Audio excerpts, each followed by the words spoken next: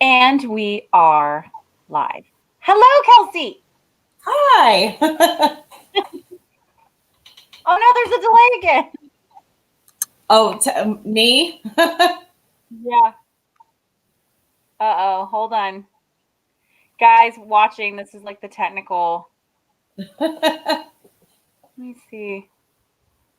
Okay, let's hold on. I'm gonna log out and then we're gonna try again because you're still on a delay. Sounds good. Oh, no, now you're back. Okay. Hi, everyone. Maybe it's my side. So, everybody, this is Kelsey Contois-Husch from Las Vegas, live from Las Vegas, but not from Las Vegas. And Yes. a little intro about her. One, she is my bestie. She is I'm not sure who's yin or who's yang, but we make the circle. And she is the lead wig and makeup artist for Cirque du Soleil's Ka, which when it comes back will be live at MGM Grand Hotel, and has been there for 11 years? 11. No, longer. You just had your 12. Yeah. In October, I think. Yes, 12 years in October. Yeah, so 12 years with Ka, and then she and I have worked on a lot of projects together for all kinds of things, for charity and horse shows. That was probably the big one. Yeah. That was the big one. So a lot of people don't work with their best friends because, I think that sometimes can get in the way of actually working, or if things go wrong. Right. The separation of business relationship and friendship. Right. I think our relationship was kind of strange in the fact that we worked together all day long at Ka and then usually saw each other before work or saw each other after work. And then we're working on side projects as well. But we got along really, really great and worked together. So it was like a marriage of sorts. So tell us, for people that don't know, that you're from, you grew up in Tennessee. Yes. And the thing that I find, one of the things that I find most impressive about you is your artistic ability, not just like makeup. Like she likes to sculpt and do special effects, but she also can draw and she can paint and she can make asparagus cakes out of fondant. Like, so I forgot about that. Oh yeah, I watch all the baking shows, and I'm always like, Kelsey could do that. You made a cake out of fondant that looked like asparagus. I'm kind of the jack of all trades. Seriously, but I mean, when you were little growing up, did you? Let's back up to wee Kelsey. Growing up near Gatlinburg, what did you want to be when you grew up? Well, it kind of changed a lot. I mean, I think as most kids, but it was never very traditional in terms of I want to be an astronaut or, I want to be an actress. That was never really anything that came into play for me. So growing up with the national park, like actually being my backyard, I wanted to be a park ranger for many years. Oh, yes, to protect from the grizzly bears in Tennessee. You mean the black bears? We don't have grizzly bears. Bears. Yeah. So I always thought I was going to become a park ranger. That was a big part of kind of my life. But then in like 5th grade, I was trying to find some other outlets besides soccer. And my dad was making sets for our small little drama department and helping them out. And I kind of fell in love with theater, and I tried to be on stage and realized I had the worst stage fright. So I was like, oh, I can use a hammer and some nails and I'll help my dad paint sets and build sets. So in the 5th grade, I kind of fell in love with theater and started that is where theater in my life started. So I was like, oh no, I think maybe this is what I want to do. And then, of course, it changes and ebb and flow. So, of course, I wanted to be a forensic scientist. And then I fell into the world of makeup. As you do. I mean, yeah. But, let's be honest here. Your skill set as far as being able to build things and paint things and that kind of stuff, I can't properly express to people how much this has helped with different projects that we've worked on, let alone just putting together stupid bookshelves from IKEA. One of my favorite things to do. Oh, I am not a winner at that, for if you don't know that watching. And so Kelsey helps me build things because I also don't like to measure things. And quick story, when we got the first studio, I don't know if you remember this. I was there by myself, like putting stuff away and, getting stuff ready. And we had this cool little key box that was metal. Remember that one? And we never actually put keys in it. It just was on the wall. Oh, yeah. Industrial chic. And so it had 2 holes, which is like my nemesis. Like, why do things have to have 2 holes? Like, why can't they just have 1 hole and then you figure it out? Like, but no. Because then you walk everywhere and like just point one. It'd always be crooked. I hate the 2 holes on anything. So I was so proud of myself because I had hung the box and like it looked level. Did I level it? Yeah. But it looked level. And so she comes in after work or something and she like turns around and goes, and I was like, no, it's fine. She was like, no. Oh my gosh, Leo says hi. Hey, Leo. We miss you too. Aw, are you in Brazil or Ibiza? Maybe we need to go there and work. That sounds good. But yeah, so she has to usually come behind me on anything measuring or technical. I'm just a second set of eyes. Yeah. Oh my gosh. A better set of eyes in most cases. Okay. So little 5th grade Kelsey. Yes. Were you obsessed with Halloween then? Oh, yes. Really? Since birth. Because my parents were so into Halloween. So I always grew up with having boxes of Halloween decorations in our attic. So we would go up into the attic and just like sort through all of these bins, and because they were collectors, so they had like I had corsets from my great grandmother, that were not dry rotting or anything. So we would wear that with a costume and make like, a traveler costume and wrap our heads in like different scarves that belonged to like my grandmother or my great grandma. So we had just a lot of really cool random stuff. We had masks. I can still smell like the old latex masks that were just degrading. Like it just kind of permeates into your brain. So that has been with me since as long as I can remember. Halloween, 100% like our holiday. Well, and I feel like Halloween in the 80s, too, it was either you had to paint your face or you had that really weird, cheap plastic mask or like the plastic costumes. We didn't make things in my house. We bought things. That hasn't changed much. But do you remember that? It's like a very specific plastic smell. Well, we didn't really have those too much. When I started like actually getting involved with Halloween, it was more like 90s, 90, 91, 92. And that was all makeup at that point. Our mom would buy those little inexpensive makeup kits from, I think, Walmart.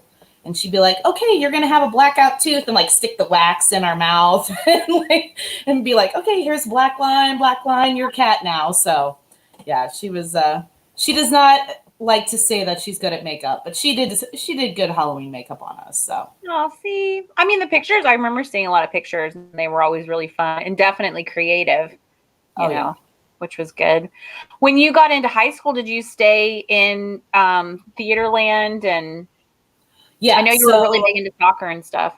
Yeah, so 5th, 6th, 7th grade, 8th grade, that was all theater, primarily just more backstage. And then when I got into high school, it kind of morphed into something a little bit different. So when I was a freshman, there was really only one other technician, and she was a senior girl. And I think she may have been a junior, sorry. Kelly. She was such a sweetheart, and she was like the main technician for the theater, and they had just built this huge, brand new, like state of the art theater in this tiny little town that I grew up in. And it was so exciting because we kind of got to build this theater. And she kind of took me under her wing and showed me everything. She showed me how to run the lighting board. She showed me how to stage manage a show. And she kind of like took me under her wing and showed me every aspect. And my theater teacher at the time, they really kind of said, you know, clearly this is something that you're really interested in. Let's teach you everything. And just shy of being like, here's a set of keys, you know, you're going to run this theater. So once Kelly left to graduate, they kind of like passed the hat off to me and they said, okay, you're going to work with a couple of other people. You know, I had a friend, Brian, who did a lot of audio and video. So it was kind of, we fumbled through the lighting board together, and he thankfully, I think he actually made a career with it. We haven't really spoken in a while, but yeah, so he kind of ran that, and I did stage management, and I helped build costumes to a certain extent. And then I kind of fell into the world of makeup. I found this like archaic, like it could have been an artifact of a Kit and Caboodles kit that had makeup in it that somebody had clearly donated from their own collection. I think every theater has this, you know, it's like some lady just donates all of her like regular makeup from Avon and Clinique. So you're just like picking it up and you're like, I think this is 30 years old, maybe. Like, you smell it. Smell it and you're like, oh, okay, that's not good. But yeah, so it was everything. And my dad would come in and he would help me build the sets. And so yeah, jack of all trades since kind of like day one. So, well, and then so I think I was talking to Bobby Penn about this. You wound up going to North Carolina School of the Arts when it was a conservatory. Now it's a university system. And we were just talking about, and maybe this is because you were on the East Coast, but we were talking about like, I didn't even know that you could get a degree in makeup and wig making then, you know, outside of like the Westmore Academy and MUD, like that there was like these actual scholastic programs that you could go to, and you did one with the wigs and the makeup design and making. Well, and I think that's part of like the craziest story that I have, like my kind of like story of how I even got into the industry. Because if it wasn't for Kelly, the girl who had kind of like taken me under her wing in high school in theater, she actually got accepted into North Carolina School of the Arts. So she became a props master, and I had no idea that the school even existed until my teacher, Mr. Ginn, was like, hey, you should really consider going to the School of the Arts. Kelly's going there. She's having a great time. You should really check it out. Mm-hmm. And so, because I didn't really know what to do at the time, I was like, you know, CSI was really popular at the time, and we had the Body Farm at the University of Knoxville. And I was thinking, oh, maybe I would get into forensic science, and that was really interesting. And then I realized I don't like real dead bodies. I like fake dead bodies. I know. You also don't like haunted houses. It's true. I don't. I would much rather be the scarer than the scary. But so my teacher, Mr. Ginn, said, you really are talented. You should really look at going into the school. So I started doing research online, and, you know, back in the day, in the, you know, early 2000s, internet, the website was really difficult to navigate, and it wasn't super helpful to figure out. And to get into the school, you had to apply for a specific department. You couldn't just say, yeah, I want to work backstage. You had to pick a specific demographic. Like you had to pick your major going into the school. There wasn't changing once you got there. So I'm looking at them, and I looked at, you know, scene design, and I was like, oh, I love making, you know, scenery. This is so interesting. I love props. I love costumes. I love all of these things. And then I saw wigs and makeup, and I was like, you know, I like wigs and makeup, but I've never been a girly girl. I've always been a soccer player, you know, behind the scenes. I've never been one that's always, you know, done glamorous makeup or hair on myself. I mean, I didn't even use a blow dryer until Megan, 2005 15. Yeah, and I'm like, So yeah, I it don't was. own one. I said, you don't own a blow dryer. And you're like, no, I don't own a blow dryer. Yeah. It's just kind of, how I grew up. My mom didn't blow dry her hair, so I didn't have one. But so when I was looking at them, I was thinking to myself, what could I really challenge myself in something that I hadn't really spent a lot of time in? And I saw the wig and makeup department in the program, and I thought, this is something really interesting because I have makeup experience. I've done makeup for a bunch of different middle school performances when my sister was in middle school and I was in high school. I did her makeup and all of her friends' makeup for all their theater shows. And I thought, this could kind of maybe cultivate into where I wanted to go into the special effects world, where I could start working on making fake dead bodies and doing lots of gore and TV and film. And so I worked really hard. I built up this huge portfolio and I ended up getting accepted into the school. And then when I got there, because I hadn't really, dug too deep into the program, I didn't realize that special effects in that school was actually a very small percentage.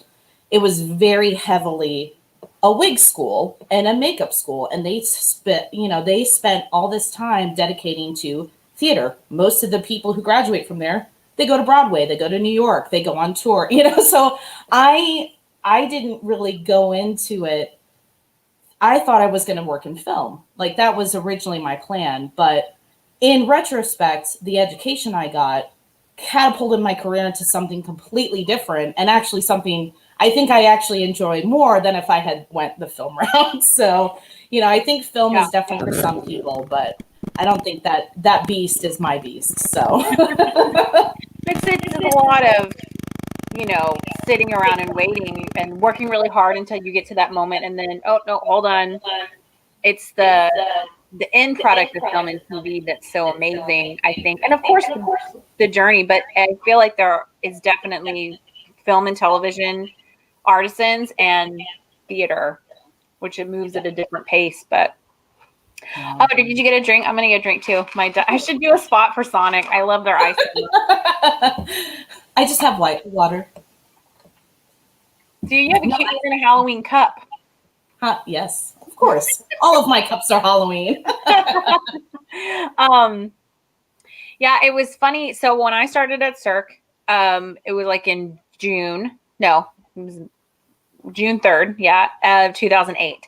And we had some movement going around in our department. And so then that position came open for makeup because our great friend Tisha Sealander, Tisha Tinsman, she went to a different show. So it opened up. And so they were like, oh, who are we going to get? And I was kind of strange coming in from the outside. Normally Cirque is very insular and hires from the inside out. And if they can't find anybody, then they hire.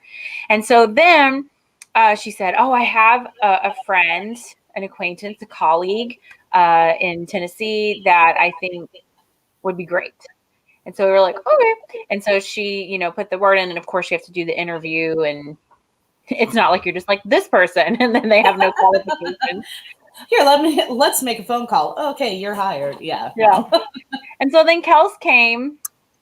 And we were all so young and little bitty babies. And she came in originally in the wig department and was with us for a minute and then moved over to the makeup department. And then also that yin and yang thing about Kels and myself is her organizational skills are stellar. Sometimes at work a little bit better than at home, but well, you have absolute control at work. You know what I mean? It's what you say goes. And at home you have a 3-year-old and a husband and, chaos, compromise. But that being said, we had, Vidmars that were beautiful and she would come in and help us label stuff in the wig department and really those systems work really well together. Thinking back, again, like when you were younger, is there certain things that ring true to you that you watched a lot or feel like you were influenced by now, like when you do projects or things you love, or Oh man. for example, while you're thinking, I had told Mark Antoine this about watching Glow and seeing all of the Glow from the 80s and seeing all the big chunky glitter. And then I was like, I had such a visceral reaction to it that I was like, oh my God, this is why I love glitter so much. It's so sparkly and fabulous. And, I remember watching all of that and different art trips and stuff. Do you have anything that really stands out for you growing up that you watched a lot or listened to a lot? I think, well, I definitely watched way too much We Sing in Sillyville. that, that one, I think I played that VHS until it actually like spit out of the VCR. But it was, I don't know if anybody knows this, but it's, obviously it was a set of books that they turned into these really hysterical movies for little kids. But it was about this main character. I don't even remember her name now, but she was all dressed in white. And it was like super elegant costume because she, like all of, I mean, kind of interesting segue, but all of her color was missing. So she had to go to all these different places to regain her color because everybody had like segregated. So all of the colors, like all of the green people went to the pond and all of the yellow people went this way. So she kind of like got everybody back together again at the end. And she was this colorful rainbow. And so it was really like, I mean, super impactful. I bought the video so I could show it to my own daughter, Aria. So. Aww. Because it's so cute. And yeah, the characters were crazy. The costumes were crazy. The hair, makeup, all that funny stuff. But I remember watching that a lot. And so color has definitely been very integrated into my life, just like rainbows and things. So. Well, but I think it's interesting too that comes up because I feel like you have a very diplomatic personality as well. And so who knows if that kind of laid some kind of foundation in there of being inclusive, and you always want to make sure everybody feels like they're a part of the group and that they're not left out and kind of marginalized. So I wonder. Yeah. Yeah, I think it happens too because, especially as a young kid, I was born in Illinois, and when I moved to Tennessee, I was this outsider, and coming in, and I had this really unusual last name, and everybody I went to school with, they were all related, or they, there was some type of connection. They had all grown up together, most of their their cousins or whatever. And so me coming in as a 7-year-old, with the last name of Contois and this tiny little, Gatlinburg, Tennessee, they're like, who is this girl and her family coming into our Appalachian Trail? Like, what are you doing over here? So, having that, not necessarily being bullied, but yeah, having that, like, you have to find your group, or you have to find that connection with people. So I like to make sure that people feel not left out. I try, I think. No, you do. It's very true. I do think it's interesting looking at people that are normally in theater and stuff are not normally also in sports. Right. So, and of course, this is, if you're watching, this is not an end-all be-all statement, but it is a mostly true statement. They're usually two different groups in school. And which was kind of interesting because I was a mascot for football, even though I don't know anything about football. And then you were in sports, and we both did theater. So maybe that had something to do with our friendship. But yeah, some crossover. But I think that's interesting that you kind of have both sides of the coin of not feeling like you're completely on the outside. Like a lot of people in high school do, in middle school. And so they kind of go into theater because it's a group for the outsiders generally. Yeah. The more creatives, especially where we're from in small towns in the South. And so it is interesting that you also were in maybe a more mainstream group with playing sports and stuff. Did you find that they crossed over? I think sports were kind of more of a survival. Like the school that I went to was very dedicated to sports. We had a very well-known football team, and so just to kind of survive, I've always loved soccer. Soccer, I've been playing soccer since I was 5. So I think that maybe that connection is, kind of feeling if you being in theater was weird, right? That's kind of the umbrella that is theater people. And I never was so eccentric that I felt like a true theater person. I never felt like a true drama. So I think there was kind of like a balance because I don't think I really was speaking to my true self, my true like authentic person that I was, because you're trying to fit in, you're trying to fit this mold of, what we all try to do as young people. We try to find, we have our best friends and our groups of cliques, but I kind of played on the fence. So I didn't seem specifically in one umbrella, I guess to say, but I think that kind of caters to who I am as a person. I like to do everything and not like focus on just one thing. That's true. That's true. Yeah. No, that's true. If Zach was standing there, he'd be like, right. Yes, that's true. I'm going like all these different places. Can't sit still. If you weren't doing wigs and makeup, like this is not the career that you're doing, would you try and do something like say you got an opportunity to be a forensic scientist again, or in a parallel life, what would Kelsey be doing? Right. Well, and I think it's an interesting question because I feel like, unfortunately, a lot of people are kind of thinking about that now, too, with the current state of everything, is what would be, if I wasn't in this path, what would my path be? And I joke, I mean, forensic science seems super, super cool, and I would love to think of that. I don't think that I am at I don't think I'm at a level with that. But I don't know. I think I keep on coming back to the organizational side of it because I've spent a lot of time watching the home edit and organizing TV shows. And you can do the home edit. Let's just be honest here. They probably could use your help. I would love that kind of stuff. And like I said, in my house, it's kind of more chaos, but when I have a job or when I focus on stuff, I really love to organize things. So I could definitely see myself doing a bunch of like a warehouse organization or like organizing people's houses. That would be fun. That would be really fun. I would sign up for that. Plus, you know me, I'm nosy. I want to know what people have. So anybody watching this, now you know. She'll be like, snoop, snoop, snoop. I know. It's not necessarily snooping. It's just like I have a Halloween house, and people come in and they're like, "Are you decorated for Halloween?" And it's like, "No, this is just my decor." I want to see other people's decor. You're like, you don't have skeletons hanging up in your living room? Right? Like this isn't normal for you?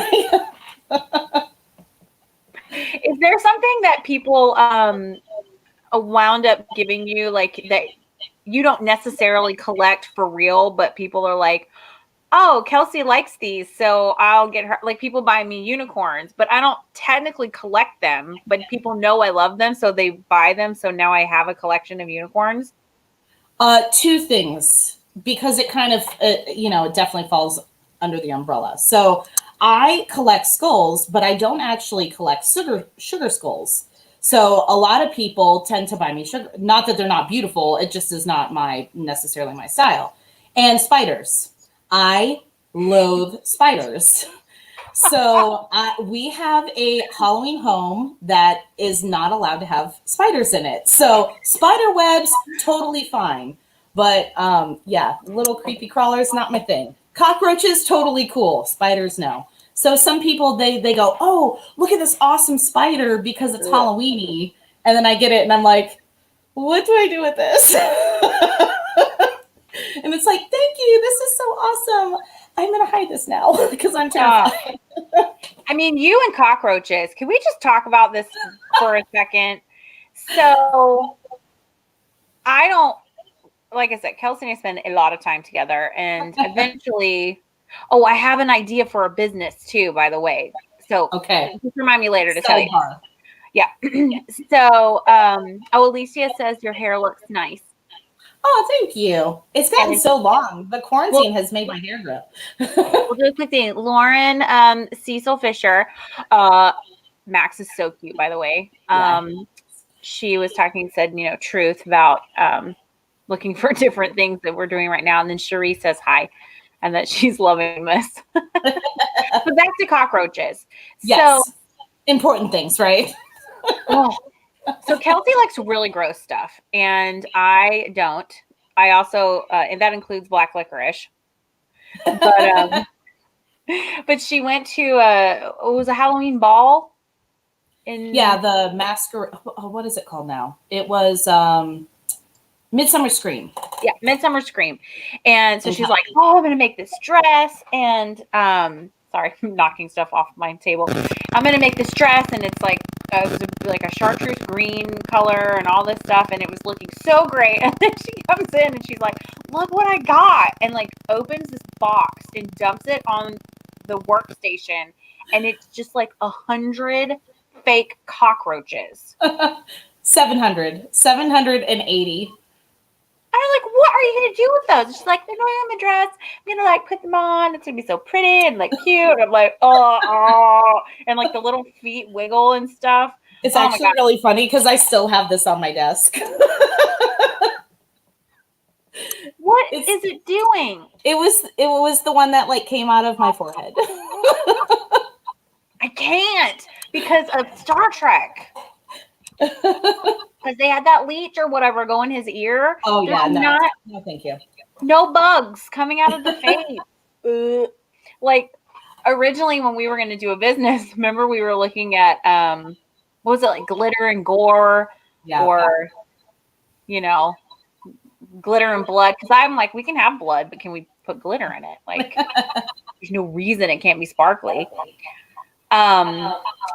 No, I have a business idea for us that I came up with talking to mom and dad the other night because Kelsey, okay, there's so many things. So Kelsey is a candy connoisseur. It's true. Right? Even likes gross candy. These cheeks don't lie. Even likes gross candy like black licorice, and circus peanuts. Yeah. And candy corn. I like candy corn. It's okay. I like them better than the candy pumpkins. That's just way too much. I like those too. I don't like all the cream in the Cadbury eggs. See, and I love those. Yeah. Yeah, no, it's too much. All the weird candy that people are like, who eats this? Me. I'm that weird person.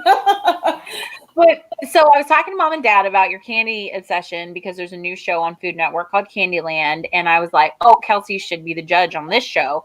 And I told them about your fascination with misshaped candies. Yes. So this is a real thing. Yeah. This is actually, I wanted to create this business. Yeah.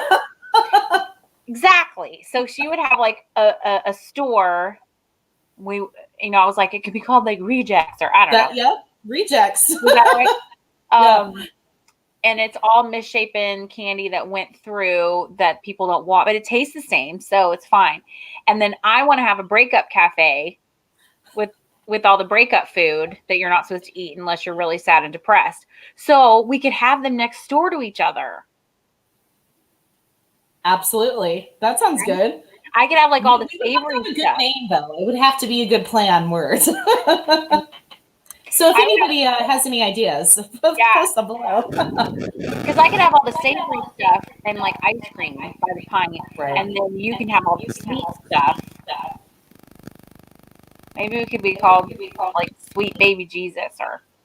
I think we would offend somebody with that name. Sure.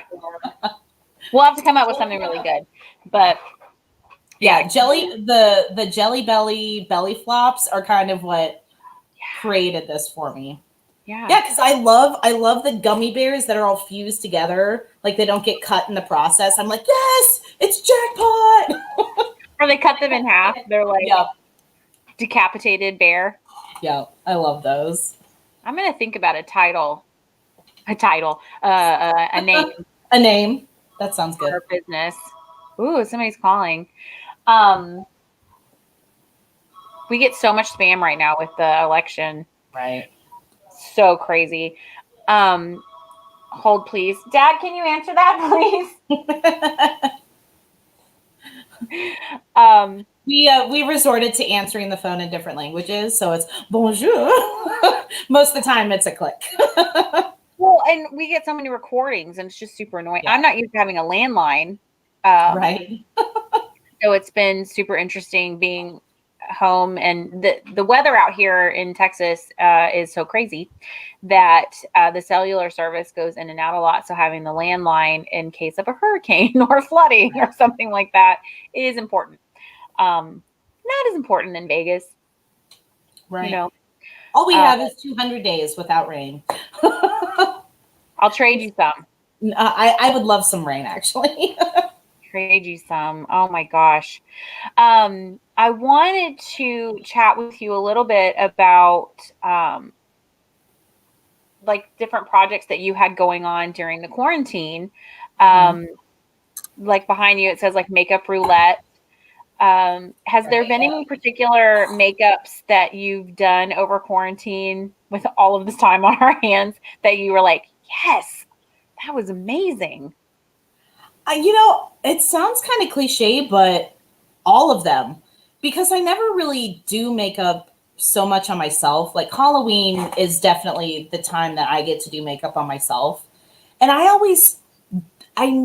not always. I don't generally like to use myself as a canvas because it's so ironic, but it's a pain to have to put all that makeup on yourself and then remove it. And, I feel for my performers when I make them have to like layer themselves in all this makeup. I feel for you. I promise I do.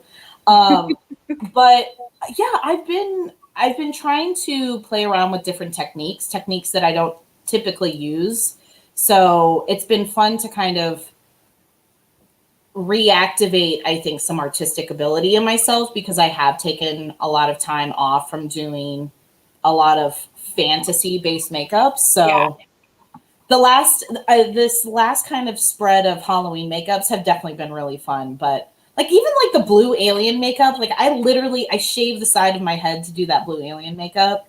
And it inspired me enough to shave my head again to do that brain makeup that I did for Halloween. So I know it's like not fair though, because when I'm looking at them, I'm like, she doesn't have any hair on the side of her head. Like, of course she can do that. Or her eyebrows, she can draw whatever she wants. And it's just so fantastic because it makes it so much more realistic. It's awesome. Right. It's fun to have a blank canvas and just kind of go from there. Well, I think it speaks to like in the beginning when I was saying that your makeup skills are not just makeup skills. Like you actually enjoy drawing and sculpting and doing those things with your hands that I don't have that same artistic ability. So I find that really... I think the artistic ability is there. It's just where you put your energy towards, Well, you I also are have running patience. business. Like, so. And I don't have patience. I get very frustrated. Yeah. That is definitely, between you and I, that is definitely that's our yin and our yang there. What was there? There was something I was working on at CA. What was he doing? I was trying to like put some kind of wrap on or something on a head or I don't know what I was doing. But I was like, yeah, I was doing something and I was like, this isn't working. And you were like, step away, just stop, step away. And then you did it in like 1 second. And I was like, well, now I got it ready for you. But I opened up this jar of pickles for you. Thanks. I didn't do that when I was doing it. And you were like, you need patience. I mean, trust me, I need patience myself.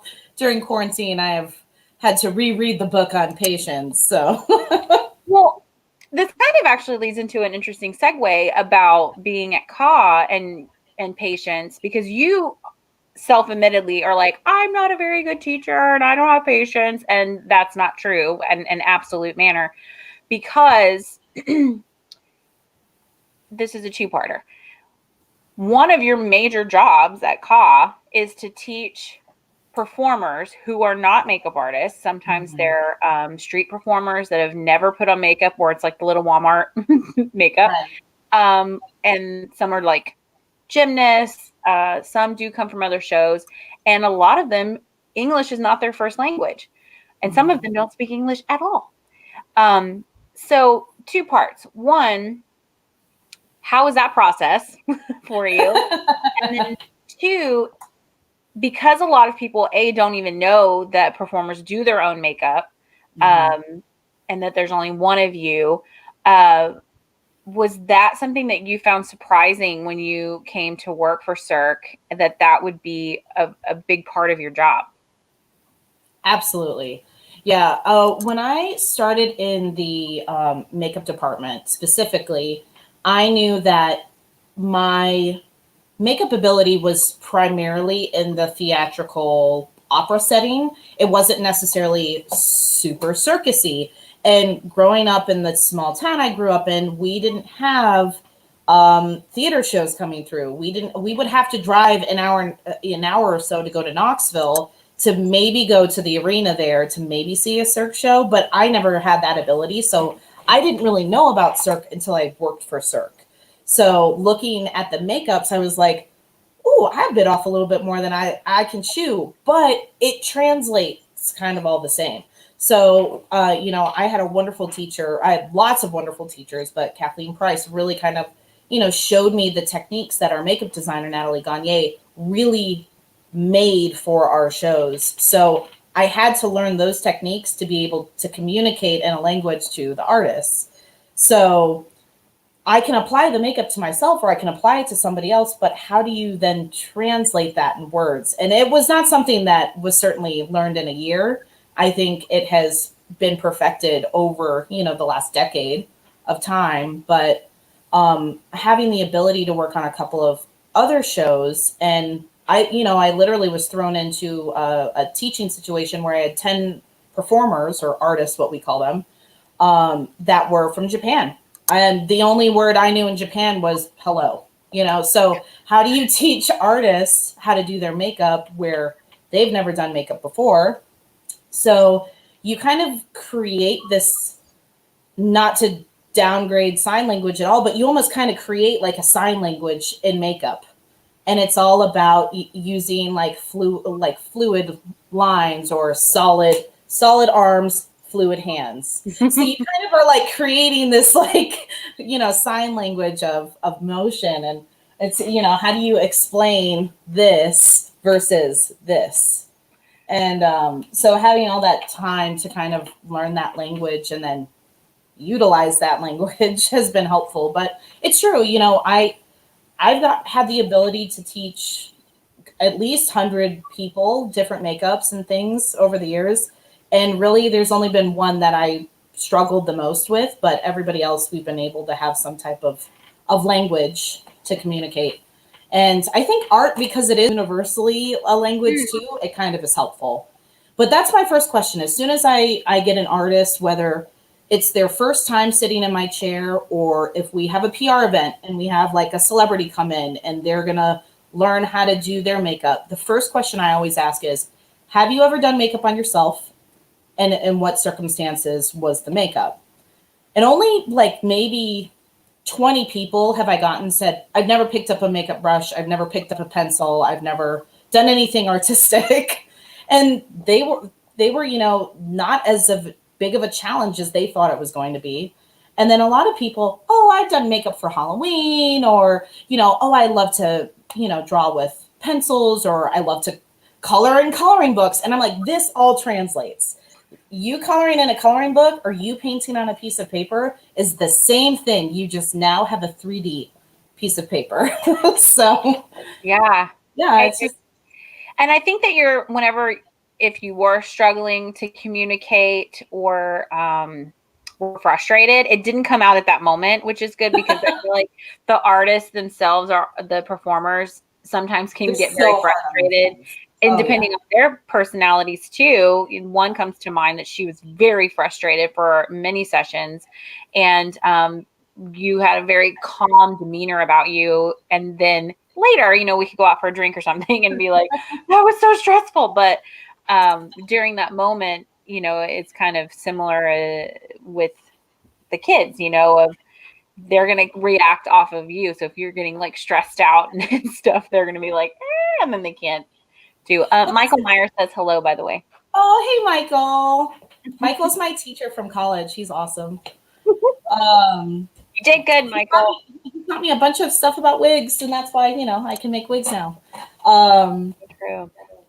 So, but yeah, I think that's the thing is, people are so hypercritical of themselves to begin with, especially coming in doing something that they've never done before. So, when you're an artist, you already have 30 different expectations thrown upon you.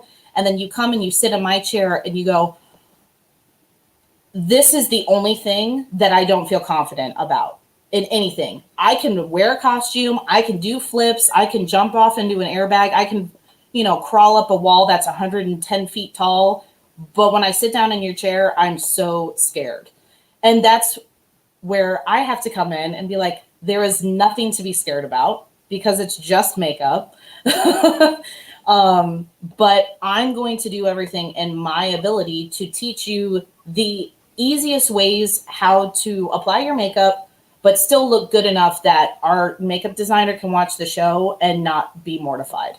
So it's a dance. So yeah. It's interesting.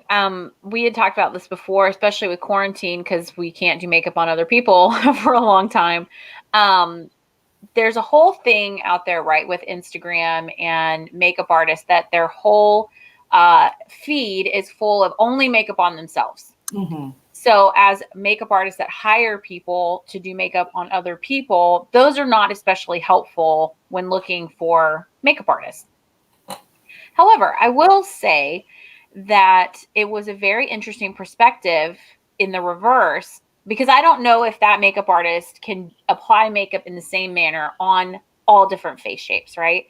But they have their face shape down.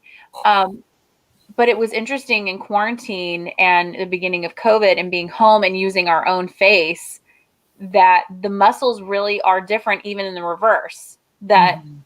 I expect people to be able to do makeup well on other people with this motion, but then coming back with the patience thing, I realized I don't have the patience to sit there and do detail work on my face because the muscles are different. And then also I don't have patience. But did you?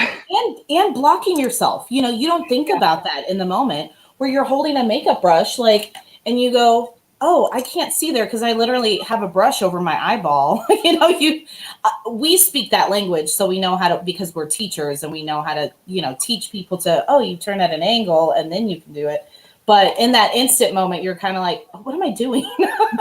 What is happening? But I feel like I have more of an appreciation. I feel like in my own professional life was a bit hard on people that only do makeup on themselves. So I do think they should spread out their talent a little bit. But I have a better appreciation for people using their faces Right. as the models, because it is not super easy. I think the interesting thing with that too, and I know we've talked about this before, is also the time. Right now we have all the time in the world. Yeah. So we have 3-4 hours to really dedicate to creating these awesome characters. But then, I say that we know when we're doing that, we either have an hour in between a kid's nap or we're doing that at like 2:00 in the morning. And you're like, yeah, and you can't even see straight. So you're hoping your lines are straight. But, a lot of the people that we see on those Instagrams that are doing a lot of makeup on themselves, they're dedicating a lot of time to those looks.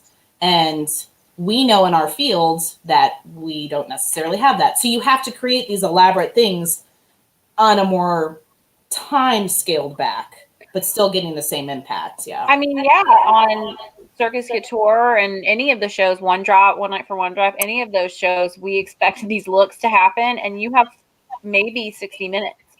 Yeah. So I think from a a realistic standpoint of people doing makeup and being like, this look took 4 hours. I'm like, no one will hire you because that is crazy. Yeah. Like, and it's just their face. It's not even like body paint or anything where, you know, we have these deadlines and budgets and right. That is something interesting. I think you and I both kind of came into together was working on these large scale events and productions.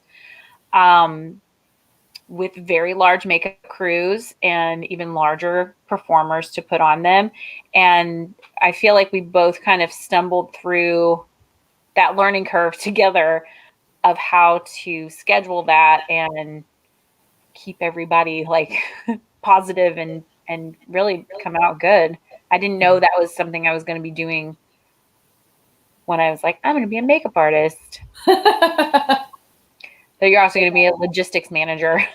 Right. Yeah. I mean, yeah, you're a babysitter, a cat herder, all of those things wrapped in. Super crazy. Okay, some fun random questions. Hold on.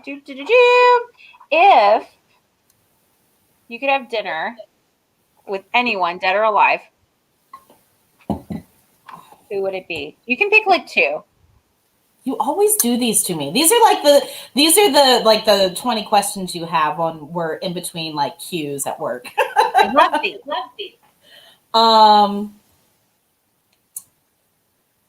Well, definitely Pink would be one of them. Oh yes, I love her so much. Yeah, she is like hands down number 1.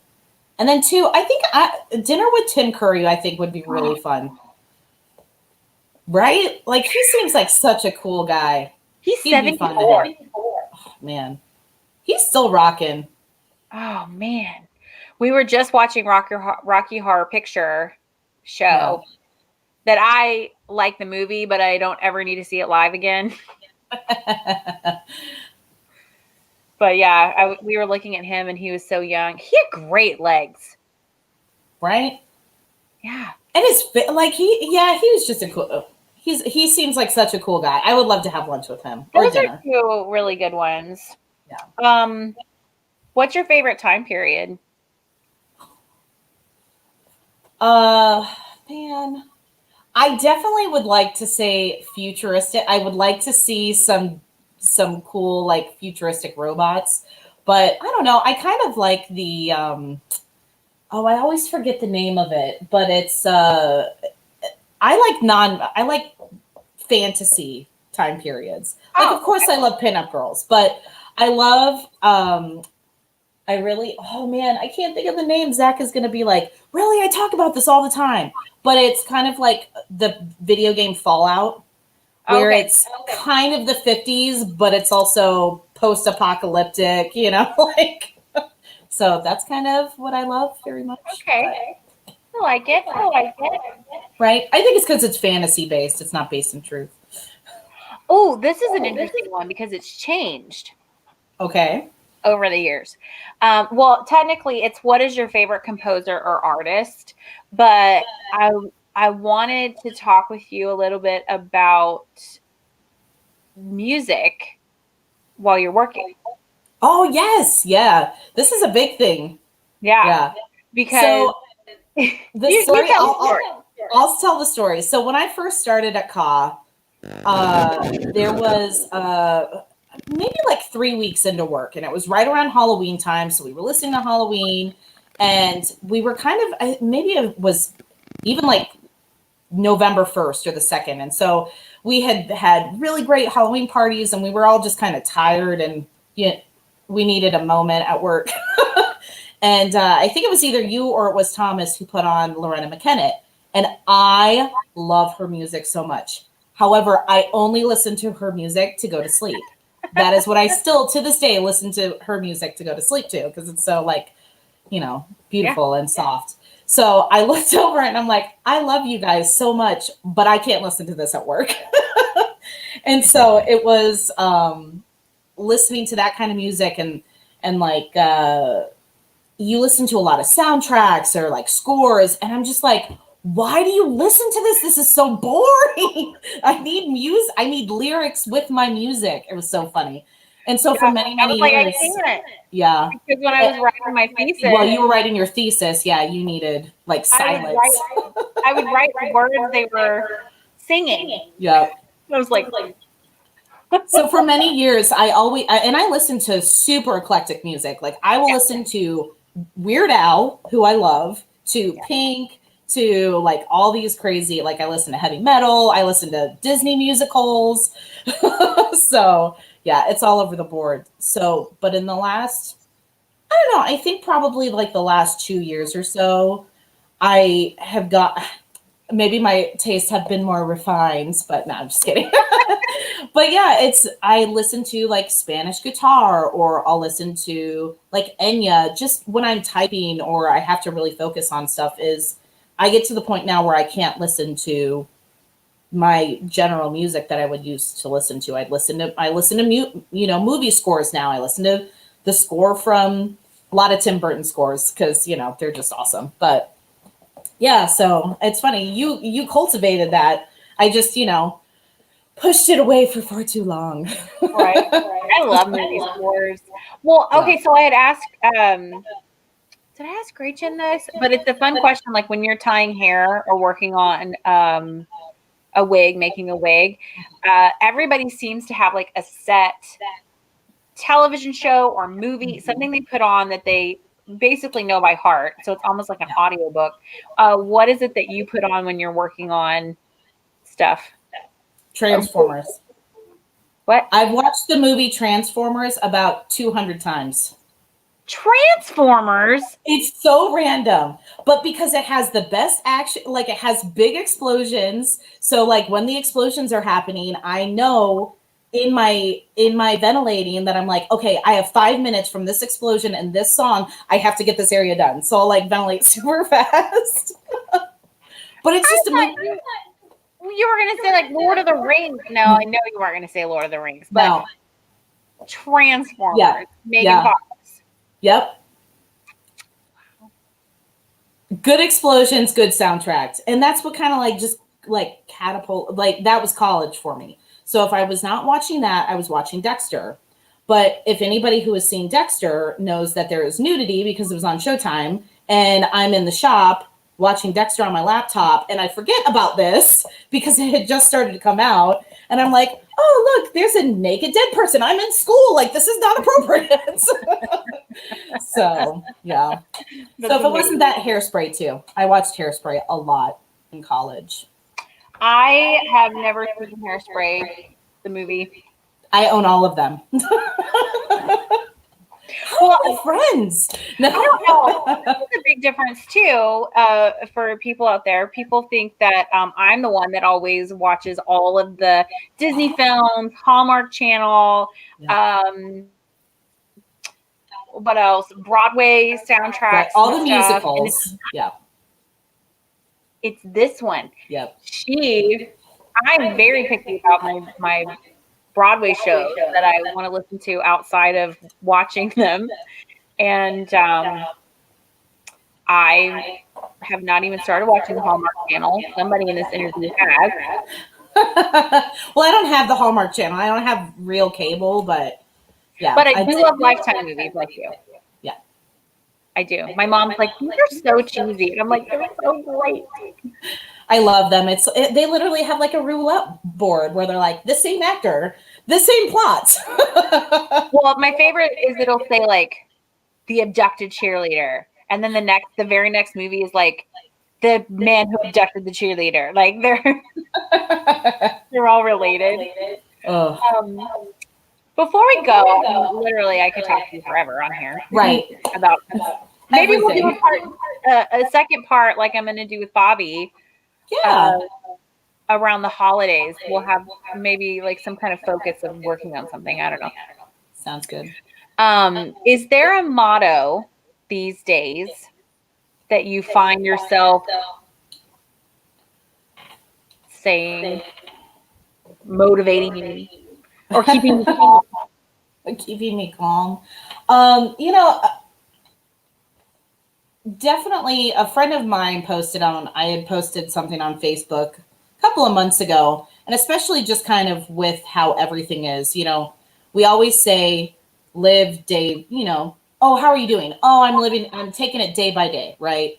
And she had made a comment on it. I believe it was, yeah, I believe it was a girl who had made this comment to me, where it was, instead of living day by day, maybe you should live moment by moment. So right now, that's kind of what I'm doing. I am living moment by moment, because sometimes days are 2 years long. So living moment by moment is definitely my motto through all of this quarantine time. So Yeah, that's a good one. I like that. Things can get a little bit overwhelming here. yes. But I truly think that the industry is going to come back. It's just going to take a minute. So if you're watching this, wear your mask so we can all get back to work, please. Right. There's also a tattoo that you have. What is it? Everything is no, not everything is beautiful. Some people are ugly. What is it? She does this just to like Everything is beautiful. No, it says everything is beautiful. No, what does it say? It says everything has its beauty. Not everyone sees it. What does it say? What does my own tattoo say? What is it again? Everything has its beauty, but not everybody sees it. Not everyone sees it. Yeah. Yeah. That's a good one too. It is. Right. Yep.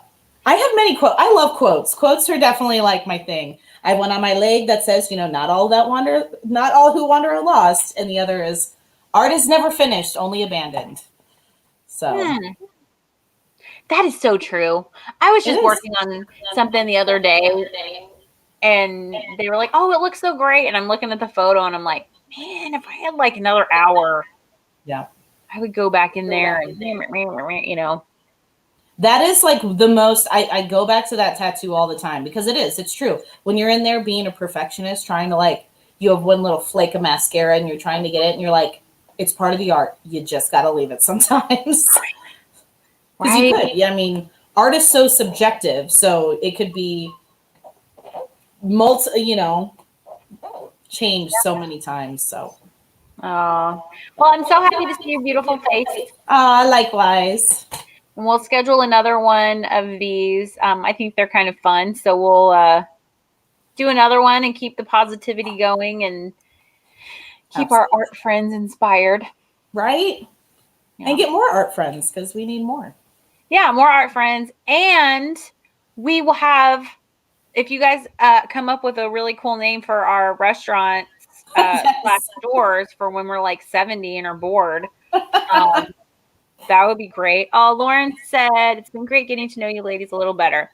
Oh, Lauren, I feel the same. I'm just sorry that I left Vegas before you started there, but that I got to see you a little bit. But I would squeeze Max's little cheeks. Oh, yeah. But I miss you and I love you. And thank you for playing with me on my show. Of course. Love you. Miss you too. Mwah. All right, bye, everybody. Bye. Thanks for coming. Don't forget to follow Behind the Biz on Instagram so more people can see this. And who knows where it will go, right? You never know. Okay,